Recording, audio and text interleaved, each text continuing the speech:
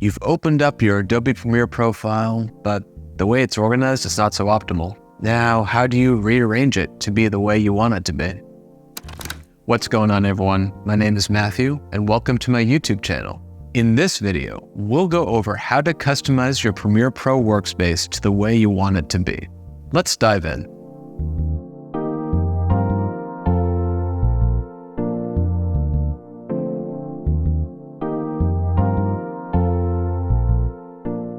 Alright, so here we are in Premiere Pro, where you'll see my general setup. I've got my timeline box here, my media box here, a few tabs like effects controls here, and my viewer over here, where the media on the timeline would play. One way you can customize your working space is by dragging a tab from one place to another. For example, you can shift your timeline tab to the top and move your viewer down here to the bottom. Perhaps you'll want to move your media tab up here to the top left and shift it to the left a bit. And maybe you drag your effects controls tab to the right above the effects tab and keeping those together. These are just a few examples, but this is one way to rearrange this. You can also achieve your desired setup by selecting one of Premiere Pro's preset workspaces.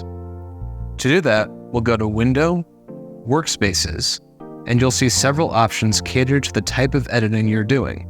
For example, if we choose the audio option, you'll see that the audio editing tabs become pronounced, with the audio clip mixer and audio track mixer tabs at the forefront.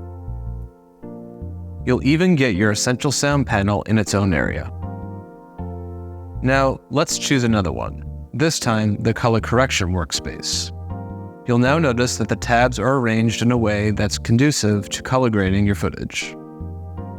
Now let's choose another one, this time effects. In this workspace, you'll see your effects options to the right, where you can choose the desired effect in the effects tab and make adjustments to that in the effects controls tab. I like what I see here, so for my workflow, this will suit me best. Now, let's go back to Window, Workspaces, and scroll down to Save as New Workspace. This allows you to save the custom workspace you just put together. In this example, we'll call this Matthew's Custom Workspace. Click OK, and you're all set. Now, if we briefly go back to our workspace options, you'll see that my preset is now an available option. And that's it. You've tailored your workspace to the way you wanted it, and you're ready to get video editing. If you like this video, please hit the like button, the subscribe button, and the bell so that every time I upload a new video, you get notified. Thanks so much everyone for watching, and I'll catch you guys next time.